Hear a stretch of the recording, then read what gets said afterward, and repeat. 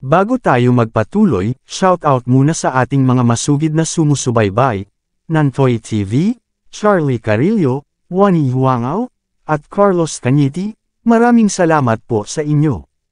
Kabanata 3841. Hindi agad nakapagsalita si Vance. Sa halip, ipinatong niya ang kanyang mga paa sa mesa bago sinenyasan ang mga babaeng nakapaligid sa kanya na imasahe ang mga ito. Humigop siya ng red wine niya, at curious na tumingin kina Cathy at Harvey. Ilang bodyguard ang nag-cruise habang sinusuri nila sina Cathy at Harvey. They're trying to figure out kung saan nakuha ng dalawa ang lakas ng loob na magpakitang gilas sa harap ni Vance. Bastos! Bago pa man makapagsalita si Vance ay humakbang na ang isang mahabang buhok na binata. Itinuro ng binata si Harvey na parang galit. Sinabi sa iyo ni CEO Toft na pumunta ng mag-isa, ngunit nagdala ka ng isang lalaki dito. Sigaw niya, dala ng tono niya ang kapangyarihan at awtoridad ng kanyang amo. Paalisin ang taong ito dito.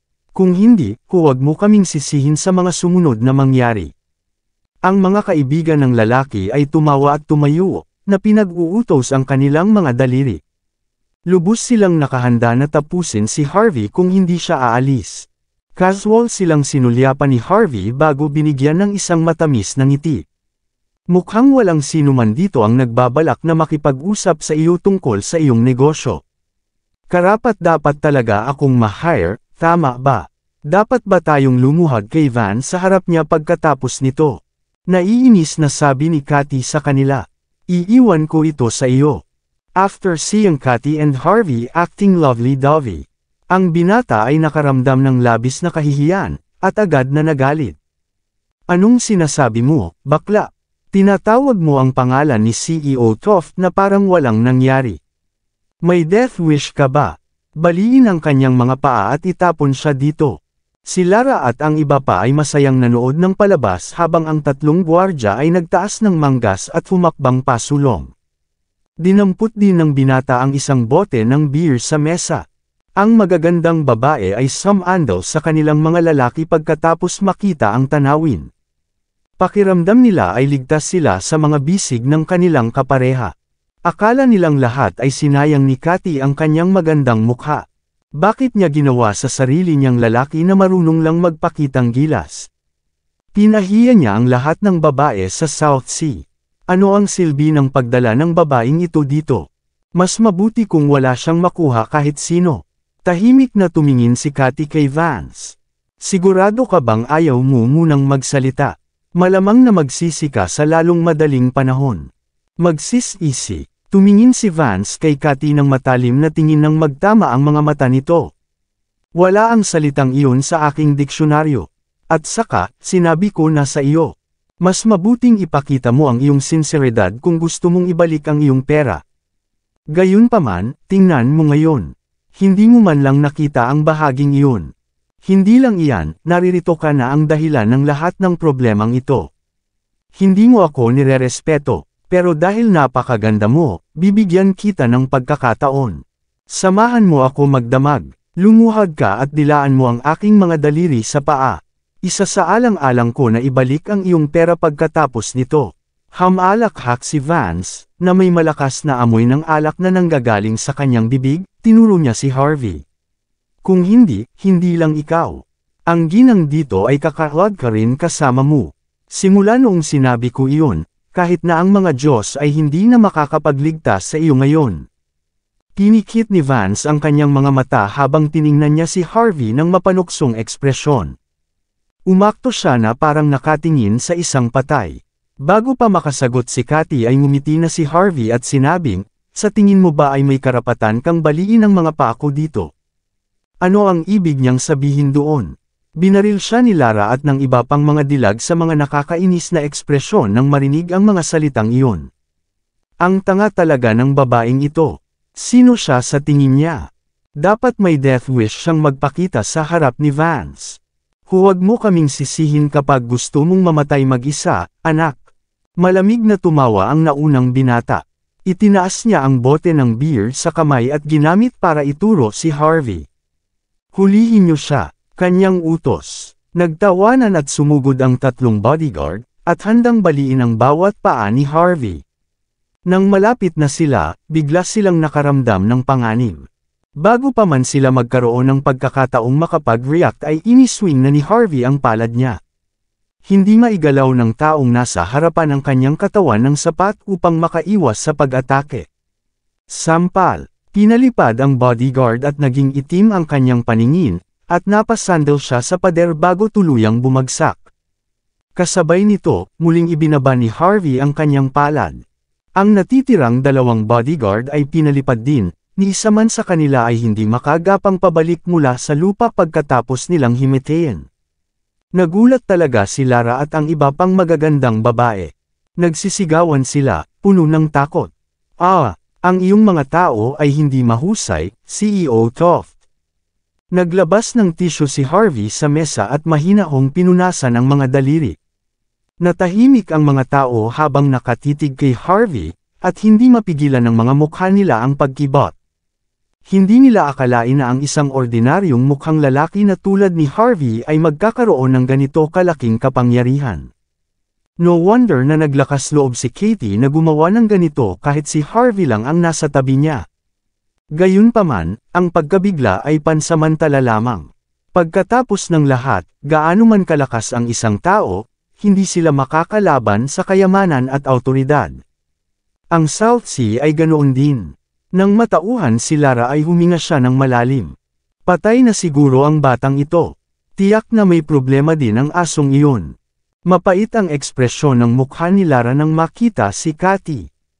Akala niya ay isang suwail na babae lang si Katie na may death wish, na hinayaan si Harvey na magdulot ng malaking kaguluhan. Natauhan si Vance, inayos niya ang likod niya at itinagilad ang ulo. Pumunta ka. Malamig niyang utos, takot na takot ang binata na may hawak ng bote ng beer, ngunit nagpatuloy pa rin siya sa harapan. Sampal, pinaikot-ikot ni Harvey ang binata sa hangin, na naghatid sa kanya ng diretsyong bumagsak sa malapit na tasa ng tsaa. Ang mga pira-pirasong salamin ay tumagos sa bawat bahagi ng kanyang katawan, na nagpinta ng isang napakalungkot na eksena. Pagkatapos makitungo sa ibang mga tao, mas gumaan ang pakiramdam ni Harvey. Tulad ng sinabi ko, ang iyong mga tao ay hindi mahusay, CEO Toft. Kung gusto mong magpakitang gilas, magsama ka man lang ng marunong lumaban, walang pakialam na sabi niya sabay sulyap kay Vance. Ito ay isang kahihiyan. Hindi masama, hindi naman masama. Mabilis na bumalik sa katinuan si Vance pagkatapos ng kanyang unang pagkabigla. Nagyelo ang mukha niya. Humigop siya ng kanyang alak, saka sumirit ng malamig. Kung tama ako, siguradong mababa ang tingin mo sa amin sa South Sea, di ba? Tuloy lang. Cool na sagot ni Harvey. Si Vance ay tumawa, tapos tinuro si Harvey. How dare you show off in the South Sea when you are not even a citizen here? Sa tingin mo ba ay kahanga-hanga ka dahil lang nagawa mong talunin ang ilan sa aking mga tauhan sa pamamagitan ng iyong pangit na martial arts? Huwag kang walang muwang. Natural lang na iwan kita. Kung susubukan mong lumaban, lalabagin mo ang mga batas ng Blackburn City. Makukulong ka kapag nagpatuloy ka sa ganito. Iminumungkahi kung huminto ka habang kaya mo pa. Pumalakpak si Vance nang matapos siyang magsalita. Maya-maya ay bumukas ang pinto, at 12-12 ng lalaking nakasot ang pumasok. Isang babaeng naka-leather jacket na may maikling buhok ang lumakad sa tabi ni Vance. Pagkatapos, binaril niya si Harvey ng isang death stare. Lalong naging mayabang si Vance pagkatapos lumitaw ang mga taong ito. Matulis ang dila mo, anak. Matigas ka rin, pero hindi kita gusto. Pero dahil matapang ka, bibigyan kita ng pagkakataon. Lumuhad ka at baliin mo ang braso mo. Para sa kapakanan ni Miss Cobb, hahayaan kitang mabuhay kung gagawin mo ang sinasabi ko. Alinman, gawin mo iyon, o may iba akong magbali ng lahat ng iyong mga paa bago kita ipadala na lumangoy kasama ang mga isda. Hindi na kailangan iyon, CEO Toft. Ngumiti ang babaeng maikli ang buhok kay Harvey. Pinakagusto ko ang mga gwapong binata na katulad niya. Kung hahayaan mo akong hawakan ito, ituturo ko sa kanya ang isang masakit na aral para sa pagkontra sa iyo. Ipapahiya ko siyang mamatay. Ang babaeng maikli ang buhok ay ang pangunahing bodyguard ni Vance, at hindi lang siya napakalakas, napakalupit din niya. Labis na siyang hindi nasisiyahan matapos makitang umarte si Harvey na parang nagpapakita. Naniniwala rin siya na kaya niyang iluhod si Harvey at sambahin siya. Napasulyap si Harvey sa babae, maganda ang mukha nito, pero maraming kalyo sa kamay, na naiwan ng pagpapractice niya. Siya ay maaaring ituring na isang kahanga-hangang figure. Paumanhin, hindi ako interesado sa iyong pinili. Mabuti. Ang lakas ng loob mo. Humagalpak ng tawa si Vance. Palagi niyang kinukutya ang mga show-off na iyon na nagpakita ng kaunting kapangyarihan na mayroon sila. Sinulyapan niya ang babaeng maikli ang buhok at sinabing, iyon na ang lalaking ito, Zora. Turuan siya ng leksyon, ipakita sa kanya kung paano igalang ang mga matatanda sa Blackburn City. Puro kay abangan at dominasyon. Malinaw na ipinakita ni Vance ang mga katangiang ito sa puntong ito. Tama, bulalas ni Zora na malamig ang ngiti sa labi. Mamamatay ka, anak. Naglabas ng machete si Zora at agad na inatake si Harvey. Mag-ingat ka, Mr. York. Biglang tumili si Cathy. Bam! Kalmado pa rin si Harvey, sinipa niya sa kay Zora ang upuan. Bamantong hininga si Zora pagkatapos ay iniwagayway ang kanyang machete, narinig kung saan-saan ang mga tunog ng pagbangga, at ang mga piraso ay lumipad kung saan. Saan? Ang iba pang mga bodyguard ay likas na umatras, ang kanilang mga ekspresyon ay kakilakilabot. Sa panahon ng kaguluhan, humakbang pasulong si Harvey at humarap mismo kay Vance. Kumuha siya ng kutsilyo at inilagay sa lalamunan ni Vance bago pa man siya makapag-react. Agad na nawala ng kulay ang mukha ni Vance. Sinabi ko na sa iyo, ang iyong mga tao ay hindi mahusay. Bahagyang ngumiti si Harvey at gumamit siya ng kaunting lakas sa kanyang mga kamay, at ang matalim na talim ay direktang tumama sa balat ni Vance. Isang patak ng dugo ang tumulo. Sapat na ang mahinahong galaw ni Harvey para pagpawisan si Vance. Bahagya ding napangiti si Cathy. Lumakad siya ng ilang hakbang at tumabi kay Harvey. Ang mga bodyguard ni Vance ay agad na dumagsa sa lugar. Ang kanilang mga mukha ay nagpapakita ng malungkot na mga ekspresyon. Gusto mo na bang mamatay, bakla? Bitawan mo si CEO Toft, o ibababa ka namin. How dare you hold CEO Toft hostage? Sinong nagbigay sa'yo ng lakas ng loob? Humakbang pasulong si Zora at galit na sumigaw. Binabalaan kita. Kung sasaktan mo si CEO Toft, dudurugan kita.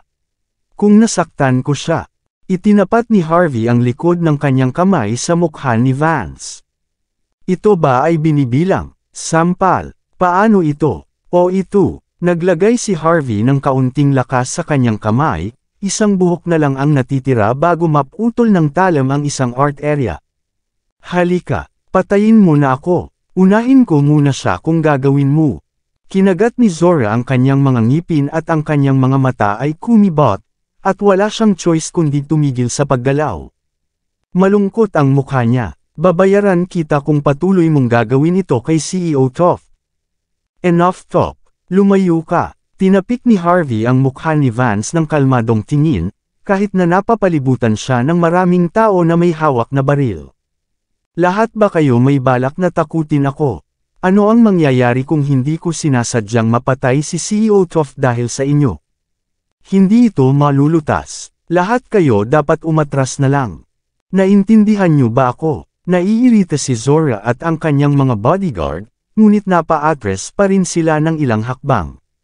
Si Lara at ang iba ay nagngangalit ang kanilang mga ngipin, ang kanilang mga mukha ay pumangit sa galit. Ok, ok, ok. Sa wakas ay nagpakawala ng hininga si Vance na kanina pa niya pinipigilan. Hindi niya akalain na magiging hostage siya ni Harvey. Sabi nga, hindi siya hahayaan ng pride niya na sumuko ng ganoon kadali. Kung mayroon kang lakas ng loob na hawakan ako, kailangan mo munang sabihin sa akin kung sino ka.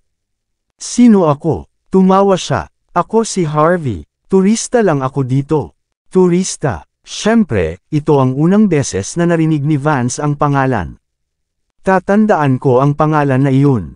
Sigaw niya sa naghihiganting tono. Tatandaan ko ito sa natitirang bahagi ng aking buhay. Wala akong pakialam. Pag-usapan natin ang negosyo ngayon.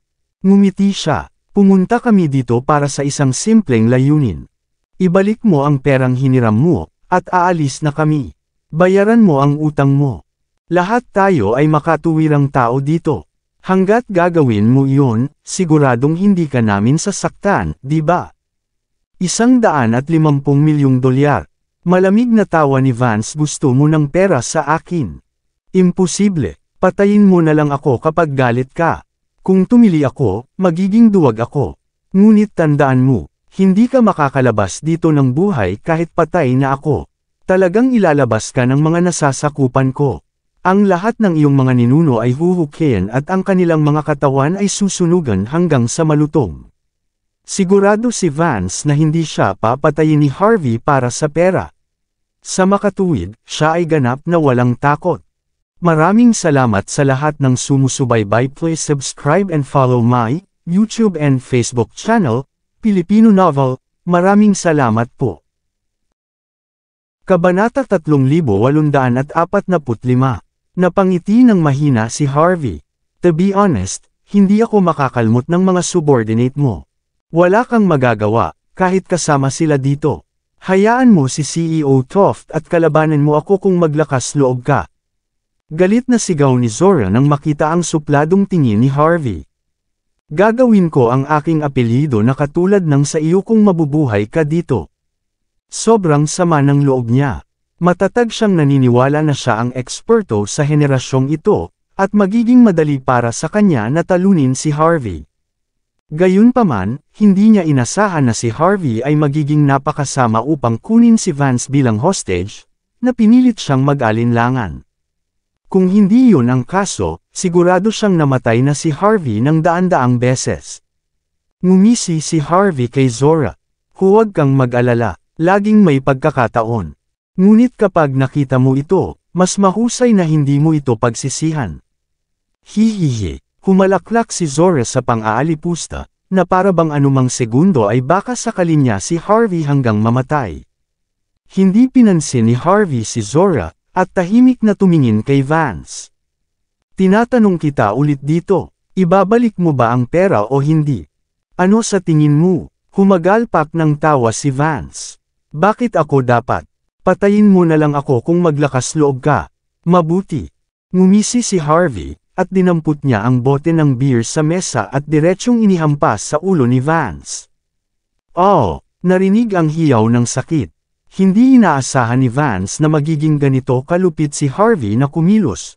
Ngunit natutuwa siya na nanginginig ang buong katawan ni Vance sa sandaling ito. Halika, sabihin mo sa akin, ibabalik mo ba ang pera? Ngumiti ulit si Harvey. Hindi, ngunit maaari mong kunin ang aking buhay palagi. Patayin mo na ako. Bam! Kinuha ni Harvey ang bote ng beer at muling inihampas sa ulo ni Vance, nataman siya sa mismong lugar. Nagdilim ang paningin ni Vance, at muling nanginag ang kanyang katawan. Patuloy niyang hinikayat si Harvey na patayin siya, na mukhang walang takot sa buong daan. Tara, marami pang bote na natitira sa mesa. Sa tuwing tatanggihan mo ako, hahampasin kita ng isa sa ulo mo. Titingnan natin kung mas malakas ang ulo mo kaysa sa bibig mo. Lumawak ang ngiti ni Harvey, at kumuha siya ng isa pang bote. Ikaw, agad namang nanginig si Vance, napalitan ng matinding takot at pagkamuhi ang dating dominanteng tingin niya.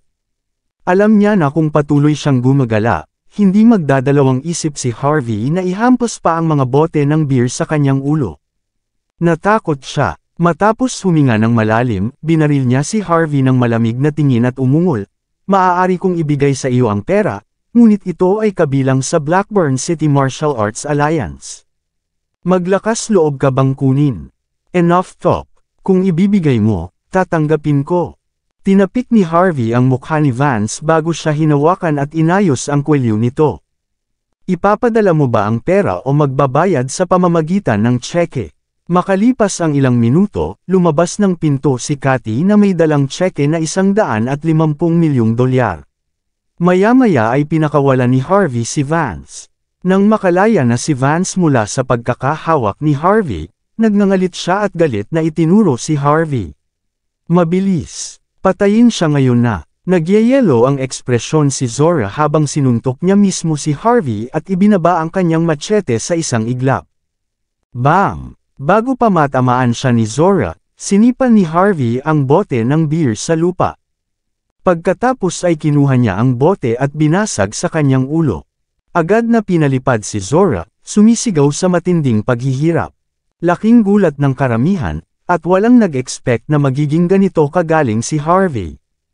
Napuno ng pagkasuklam si Zora nang mapagtanto niyang hindi siya katapat ni Harvey, at agad siyang pinalipad na may dalang isang bote ng beer. Sabi ko naman sa'yo, hindi ka sapat. Tahimik na ngumiti si Harvey at tinapakan ang palso ni Zora. Mga bitik. Maririnig ang tunog ng mga buto, tuluyan ng hindi pinansin ni Harvey si Zora habang kumikibot siya sa lupa. Kalmado siyang naglakad pa punta kay Vance at tinapik ang mukha. Sa tingin ko naabot natin ang parehong pinagkasunduan, CEO Toft. Hindi ko akalain na pagtataksilan mo ako ng ganito. Kakalimutan ko na ito sa pagkakataong ito, ngunit sa susunod hindi na ako magiging magaling. Sampal. Sinampal ni Harvey si Vance sa lupa at sinipa ang ilang dosenang bodyguard sa daan, pagkatapos ay umalis kasama si Cathy. Si Vance na lang ang naiwan na tumatakip sa mukha niyang may peklat, puno ng takot at pagkamuhi habang gumagapang pabalik mula sa magulong silid. Pagkalabas ng club ay sumakay na sina Harvey at Cathy sa kotse. Mukha siyang nag-alala. Nabawi namin ang pera, ngunit walang silbi ang pakikipaglaban sa isang tulad ni Vance, Sir York. Ako ay kabilang sa pamilyang Cobb, kaya hindi sila manggahas na gumawa ng anuman sa akin sa publiko. Pero ikaw, hindi mahalaga, siya ay isang bata lamang. Kaya kung you're-okon ang mga ganyang tao hanggat gusto ko. No need to worry about me. Ngumiti siya. Kailangan mong kumita ng pera at harapin ang krisis sa iyong pamilya sa lalong madaling panahon. Sa ganoong paraan, mabibigyan mo si Elder Cobb ng ligtas na lugar para makabawi. Matapos marinig ang mga salita ni Harvey, si Cathy ay nagmaneho pabalik sa villa nang hindi nagsasalita. Sa sandaling iyon, ang madilim na villa ay napuno ng maraming ilaw. Natarante si Harvey, ngunit hindi niya ito kinuwestiyon bago siya basta-basta bumaba ng sasakyan. Matapos magtungo sa pangunahing bulwagan, napagtanto niyang naayos na ang buong lugar. Isang lalaki at isang babae ang umupo mula sa sopa na may magalang na ekspresyon sa kanilang mga mukha. Mr. York, lumingon si Harvey, hindi siya nakaimik. Julian. Irene, anong ginagawa niyong dalawa dito? Si Julian ay anak ni Noah, ang ikatlong pinuno ng pamilyang York sa Hong Kong. Si Irene ay anak ni Morgan, ang pinuno ng Hong Kong at Las Vegas chapters ng Longmen. Ang dalawang ito ay napakasikat na tao sa Hong Kong at Las Vegas. Medyo may kaunting interaksyon si Harvey sa dalawa noon ngunit hindi niya moari kung bakit sila sumulpat dito. Ginoong York, sabi ni Julian, pinadala ako ni Queenie para tulungan ka. Magiging learning experience din daw ito para sa akin. Napabuntong hininga si Harvey, sa kasinulyapan si Irene. Kumusta naman kayo? Pinapunta ako dito ni Longmen. Sinabi nila sa akin na ang young master ay nangangailangan ng tulong habang siya ay nagnenegosyo. Napangiti si Irene, at natural na alam niya ang pagkakakilanlan ni Harvey sa puntong ito. Walang sabi-sabing tumango si Harvey. Medyo hindi nararapat, ngunit nagpunta siya sa Blackburn City ng mag-isa. Si Queenie ay nakakakuha ng mas maraming tulong para sa kanya dito, iyon ay mas mahusay kaysa sa wala. Para mahabol ang nakaraan, inayos ni Julian na maghapunan si Harvey at ang iba sa isang pribadong club. Tumingin si Harvey sa mga anti-gang kasangkapan at pagkatapos ay sa magiliw na ekspresyon ni Julian. Pamilyar ka ba sa lungsod ng Blackburn, Julian? Humigit kumulang. Isang proud na ngiti ang ipinakita ni Julian. Sa totoo lang, bago ako umakyat sa kapangyarihan, ibinuhos ko ang aking puso at kaluluwa sa aking pamilya. Wala akong maraming alam sa Blackburn City, ngunit hindi iyon nangangahulugan na wala akong anumang bagay. Kaya naman hiniling sa akin ni Queenie na tulungan ka. Nga pala, anong ginagawa mo dito, Sir York? Si Julian ay ganap na handa para sa labanan. Kung sinabi ni Harvey ang kanyang salita, gagawin niya ang lahat sa kanyang kapangyarihan upang makumpleto ang misyon.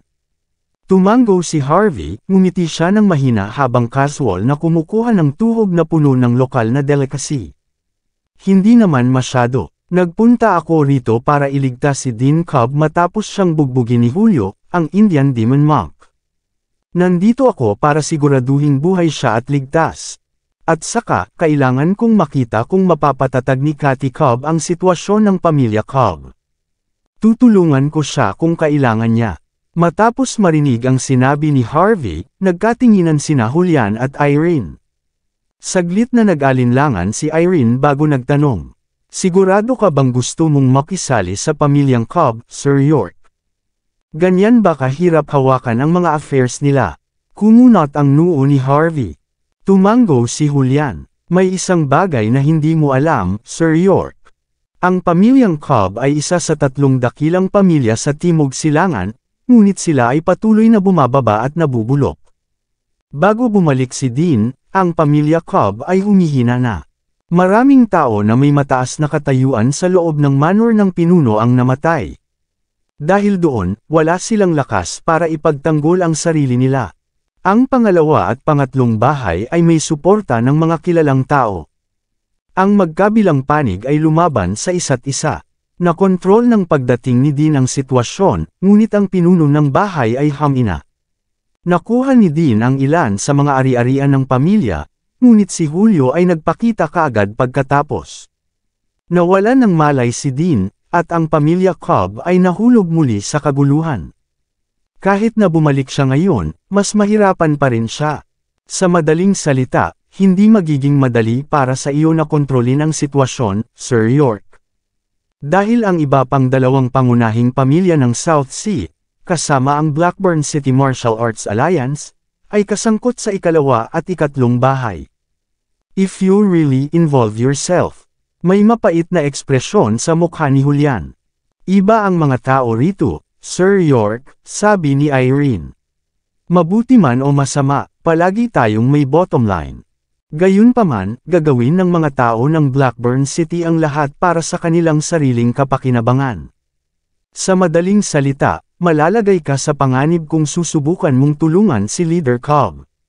Kinagat ni Harvey ang kanyang tuhog at napangiti ng mahina sa dalawa. Kung gayon, may kailangan akong gawin dito. Napabuntong hininga si Julian bago yumuko. Ano ang susunod nating gagawin? Magpapatugtog na lang ba tayo ng drums para kay Leader Cobb o ano? Walang nagmamadali, sagot ni Harvey. Hindi pa ito ang oras para gumawa ka ng kahit ano. Maghihintay tayo at tingnan kung ano ang susunod na mangyayari. Bam! Sa sandaling ito, agad na binuksan ang pinto ng club.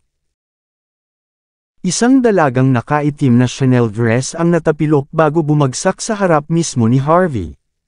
Naging malamig ang mga mata ni Julian at Irene. Pagkatapos, lumitaw ang ilang malalaking lalaking nakasuot na may masamang tingin. Hinawakan nila ang dalaga, at naghahanda ng kaladkarin palabas ng silid. Ang gulo-gulo ng buhok ng dalaga ay ganap na natatakpan ang kanyang mukha, ngunit ang kanyang balingkinitang katawan ay mukhang pamilyar kay Harvey. Ang kanyang buong katawan ay basang-basa sa alak, na mabilis siyang huminga, at may kawalan ng magawa sa kanyang mga mata. Tumatakbo ka pa rin, tanga ka. Gusto mo bang mamatay o ano? Hinila ng lalaking may mahabang buhok ang buhok ng babae at sinampal siya ng masama. Oh! Napasigaw siya sa sakit, at agad na bumungad ang mukha niya. Natigilan si Harvey, nakilala niya agad. Ellen, di ba kaibigan siya ni Cathy?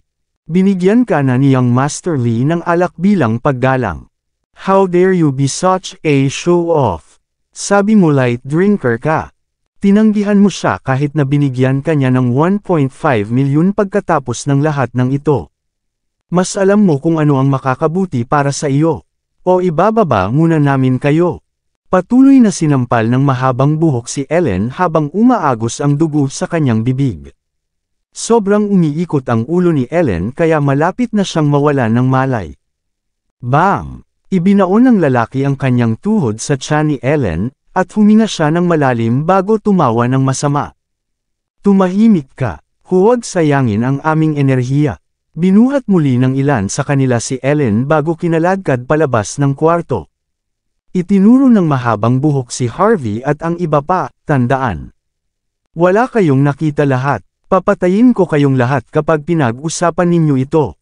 Casual na dumampot ng isa pang tuhog si Harvey at kumagad. Sinong nagsabing pwede kang umalis? Iwanan mo ang babaeng iyon dito, magbayad ng $150,000 sa mga gastusang medikal at baliin ang iyong braso. Hahayaan kitang mabuhay pagkatapos nito. Walang ideya si Harvey kung ano ang sama ng loob ng mga taong ito kay Ellen. Ngunit siya ang sumundo sa kanya mula sa paliparan, at mabuting kaibigan din ni Cathy. Natural na sa kanya ang pagpasok. Iwan siya dito. Sino ka sa tingin mo, anak? Saglit na natigilan ang mahabang buhok na lalaki. Pagkatapos, sumilay ang malamig ng ngiti sa kanyang mga labi. Alam mo ba kung sino kami? Kilala mo ba kung sino siya? Napakalalim ng tubig dito, anak. Mas mabuting huwag kang makialam. Huwag mo akong sisihin kung naging pagkain ka ng mga isda dito. Sinipa ng lalaki ang mesa, ipinakita ang kanyang lakas sa harap ni Harvey at ng iba pa. Nais niyang malaman ng mga tagalabas kung gaano ka mapanganib na panatilihin ang kanyang isip sa mga gawain ng Blackburn City. Lahat ng pagkain sa mesa ay nahulog at nagkalat sa lupa. Ang kaibigan ko dito ay nag-treat sa akin ng pagkain para i-welcome ako dito. Ito ay napakamahal. You have to pay for these too. Walang pakialam na sabi ni Harvey. Iwan mo ang babaeng iyon dito, bigyan mo ako ng $1.5 milyong, at baliin mo ang isa mong binti at magkabilang braso, pagkatapos, maaari ka nang umalis. Bam! Sinipa ulit ang pinto bago nakabalik kay Harvey ang mahabang buhok. Humigit kumulang 20 tao ang nagsisiksikan, na may kasama pang 8 tao. Ang mga lalaki ay nakasuot ng napakagandang leather suit, habang ang mga babae ay nakasuot ng magandang make-up. Isang nakakatakot na mukhang binata na may butas sa tenga ang nakatayo sa gitna ng karamihan. Hinawi niya ang kanyang buhok, at may hawak na mamahaling tabako sa kanyang kamay. Napaka-dominante ng ekspresyon niya habang paminsan-minsan ay nagbubuga ng usok. Bahagyang nagbago ang ekspresyon ni Irene at bumulong siya kay Harvey. Iyan ang ikatlong young master mula sa isa sa mga dakilang pamilya ng South Sea, si Jace Lee. Maganda ang relasyon niya sa panganay ng young master ng ikatlong bahay ng pamilya Cobb. Pinikit ni Harvey ang kanyang mga mata at tinitigan si Ellen. Sa paghusga sa buong pag-uusap at pagkakakilanlan ni Jace, maaaring ito ay isang kalkuladong pag-atake laban kay Cathy. Si Harvey ay nagkataon na nahuli sa crossfire. Ano ang nagpapatagal sa iyo, Harry? Walang magagawa ang babaeng ito laban sa iyo, ngunit dito ka at nag-aaksaya ng oras ko. Nakainom na ako ng pills.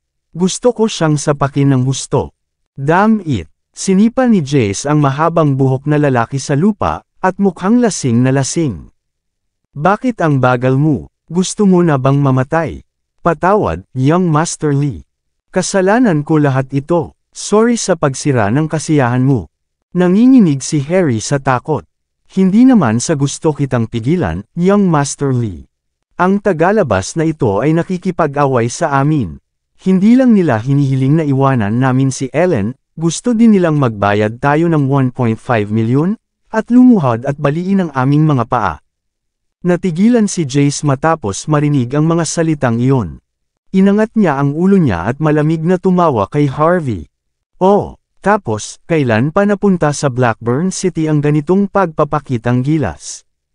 Pinigilan mo ang aking mga tao sa paggawa ng kanilang mga trabaho, hiningi sa kanila ang aking pera, pagkatapos ay sinubukan mong pilayin sila. Kanino ka nabibilang? Sino ka sa tingin mo? Pumunta ka dito na gustong iligtas ang isang babaeng nahihirapan. Kayo ay isang grupo ng mga tagalabas. At least alam mo ang limitasyon mo. Sinisira ko ang 12-dosenang mga walang kwentang hamak na tulad mo taon-taon.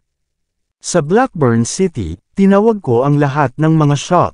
Bumuga ng usok si Jace, halata sa mga mata niya ang pagkasuklam.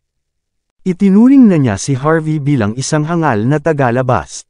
Lahat ng mga tao sa tabi niya ay binigyan ng mapanuksong tingin si Harvey. May tagalabas, na sinusubukang magpakitang gilas dito. Ano ang iniisip nila? Di ba nila alam na si Young Master Lee ay kabilang sa isa sa 3 pangunahing pamilya dito? Walang karapatan ang mga tagalabas na tulad nila na makipag-away sa isang ganyan. Ilang mga dilag ang nagtaas ng ulo, at tumingin kay Harvey at sa kanyang mga tauhan na may mapagmataas na ekspresyon. Inilabas pa ng ilan ang kanilang mga telepono para i-record ang malaking palabas na malapit ng mangyari. Young Master Lee, tumango si Harvey bilang pag-unawa. Para sa kapakanan ng iyong katayuan, bibigyan kita ng pagkakataon. Iwanan mo si Ellen at ang pera dito, baliin ang 2 braso at isang paa ng lahat ng tao dito, pagkatapos ay umalis ka na dito. Kung hindi mo gagawin ang lahat, huwag mo akong sisihin sa mga sumunod na mangyari. Ano, hindi na napigilan ng mga dilag ang kanilang pananabik, at tinakpan na nila ang bibig nila kanina, pero pagkarinig nila sa sinabi ni Harvey ay humagalpak sila ng tawa. Naturally, naisip nila na ang mga hangal, na walang takot na mga tao tulad ni Harvey ay isang hindi kapani-paniwalang nakakatawang biro. Saan nahugot ng isang tagalabas na ganito ang buong lakas ng loob niya? How dare he challenge Young Master Lee in the first place? Dapat may death wish siya. Tinatakot mo ba ako? Kilala mo ba kung sino ako? May hiniling si Jace na dalhan siya ng upuan, na inuupuan niya habang naka-cross legs. Halika, ipakita mo sa akin kung saan kagawa. Tinuro niya si Harvey na may masamang tingin. Kabanata 3850. Nagtawanan ang mga tao nang marinig ang mga salitang iyon. Mapang-akit na nagpout ang mga magandang babae. Ang kanilang magagandang mukha ay labis na nakakahiya. Flick. Pinitik ni Harvey ang kanyang mga daliri nang hindi gumagalaw kahit 1 pulgada. Nang makita iyon, tumawa ng malakas si Julian at sumugod. Direkta niyang sinipa ang ilang lalaki sa tabi at dinala si Ellen sa gilid ni Irene. Kinuha mo sa akin ang babae ko. Galit na galit si Harry, naglabas siya ng baril sa bewang niya at itinutok iyon kay Harvey. Pasasabugan ko ang utak mo. Bago inalis ni Harry ang kanyang gun guard ay mabilis na humakbang si Harvey. Nasa harapan na siya ni Harry pagkatapos ng isang hakbang, nang hindi nakapag-react ng mabilis. Masyadong mabilis si Harvey. Ang mga taong ito ay nakakita ng maraming martial artist dati, ngunit hindi nila akalain na maaaring maging ganito kabilis ang sinuman. Bago pa man mahayla ni Harry ang gatilyo, kinuha ni Harvey ang baril mula sa kanyang kamay at itinutok ito sa kanyang paanan. Alam mo, kaya mo ba iyon? Kalmadong hinila ni Harvey ang gatilyo. Bang! Maririnig ang malalakas na putok ng baril. Nahulog si Harry sa lupa, sumisigaw sa sakit. Ang matangkad at makapangyarihang lalaking iyon ay walang pinagkaiba sa isang baboy na kinatay noon. Bastos! Nagnganga ang mga ngipin ni Harry. Agad siyang pinalipad ni Harvey bago niya matapos ang kanyang pangungusap. Kasabay nito, kalmadong hinila ni Harvey ang gatilyo ng 2 beses. Bang! Bang! Natamaan si Harry sa magkabilang braso, nagamulong-gulong siya sa lupa sa sakit. Nais ni Harvey na mawala ang 3 sa mga paa ni Harry, kaya iyon ang ginawa niya. Takot na takot ang mga magandang babae, at tumakbo sa likuran ni Jace. Natigilan din si Jace, hindi niya akalain na may mangyayaring ganito. Ito ang teritoryo niya, mayroon silang fully stocked na mga numero at mga baril din. Saan kaya nagkaroon ng lakas ng loob ang tagalabas na ito para hilahin ang gatilyo ng ganoon? Sino ang may-ari ng taong iyon? Paanong hindi siya natatakot? Tumigil ka, singhal ni Jace. Subukan mo ng 1 beses kung maglakas loob ka. Sandaling natigilan ang 20 lalaking nakasot bago nanimbalik ang kanilang katinuan. Agad nilang inilabas ang kanilang mga sandata, na para bang handa na sa labanan. Ang isang away ay sisiklab anumang oras, bang. Hindi binigyan ni Harvey ng pagkakataon ng mga taong ito na kumilos. Sinimulan niya ang pagbaril, at walang tigil ang paglabas ng mga bala sa kanyang baril.